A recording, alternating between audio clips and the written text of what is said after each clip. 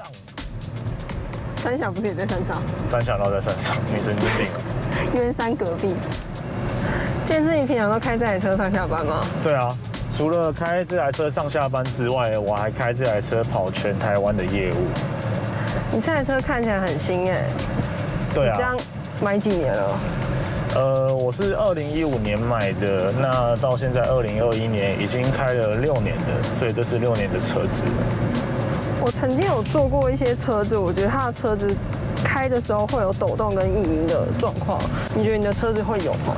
我的车子目前看起来是还好，但是我也有坐过。为何车辆会有抖动跟异音的发生？这代表什么？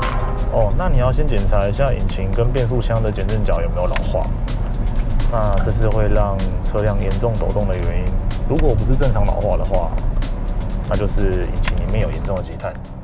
那如果检查后发现不是引擎的正常老化，可以怎么解决？那这时候使用密铁就可以解决啦。密铁可以轻易的穿越泥有积碳，与金属产生纳米反应，渗透结合金属层。那这时候泥有积碳将无法附着于坚韧的金属表面而脱离掉了。密铁听起来很好用，那它是属于汽油精或机油精的一种吗？密铁不是油精，也不是抗积压剂，是一种纳米等级的金属强化剂，它可以增强金属表面16.8倍的坚韧度哦。老车添加密立铁之前要先去换新的机油吗？要哦，已经污损的油品啊，它会影响到效果。建议在换新油品的时候一并添加密铁，达到最好的成效。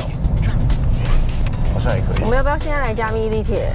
好啊，我的车才刚保养，可以添加密铁，那我们这时候来加密铁吧。走吧。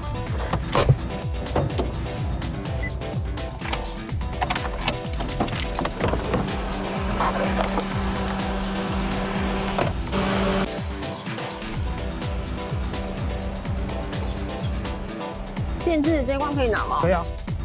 建志，为什么这两罐颜色看起来不一样？哦，它颜色不一样，是因为它的密铁纳米成分反应，那它是不影响使用效果。所以两个都可以加？可以啊，都可以加。颜色比较深这罐是我之前加剩下的，那我们下山刚好也要去加油站加油，那我们就把这罐剩下一点点加在汽油箱里面吧。可以添加在哪里？可以添加在引擎机油箱、动力方向盘油、汽油箱还有变速箱。但是变速箱 CVT 无段变速的变速箱是不建议添加的。密铁的抗摩擦力可能会影响到离合器的咬合，造成打滑现象。4AT 跟手排式是可以添加的，但如果你不放心的话，你可以看一下你的汽车使用手册，或是问原厂是否能添加。那最后最重要的，刹车油是不建议添加的哦。密铁一次要加多少？引擎机油按照6%的比例添加，换算成每公升机油添加60cc。那像是我的车子啊，一次机油加4公升，则需加1整罐的密立铁。那么方向盘、汽油油箱不分油箱大小，都是加30cc。加完之后要等多久？等待齿轮吸收密立铁完成循环后，那就会有效果咯。那像现在天气这么热，冷气会常常遇到不冷的情况下，冷气压缩机也可以添加压缩机强化剂。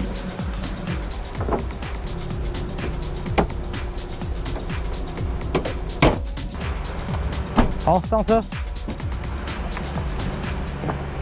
加完密立铁真的会节省油耗吗？会啊，但还是要看个人的开车习惯、油门释放的力道。添加密铁会觉得油门很轻盈，放开油门的滑行距离会明显的增加，能有效节省汽油跟电力的消耗，让您的车开起来跟新车一样。那如果只加一次再也不加，会怎么样吗？密铁带来的效能会因为金属摩擦而慢慢衰退的。加完之后可以撑多久？多久要保养一次？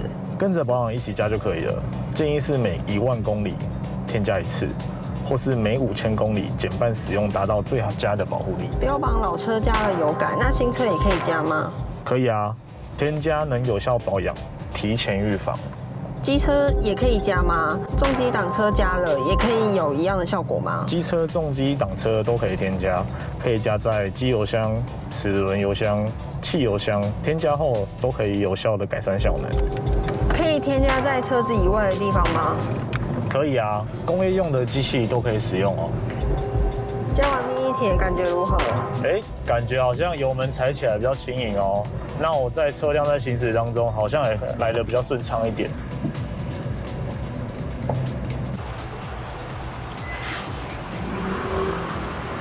置入油箱，加油中。好，那我们东西拿完了，油也加完了，那我们就回公司吧。好啊。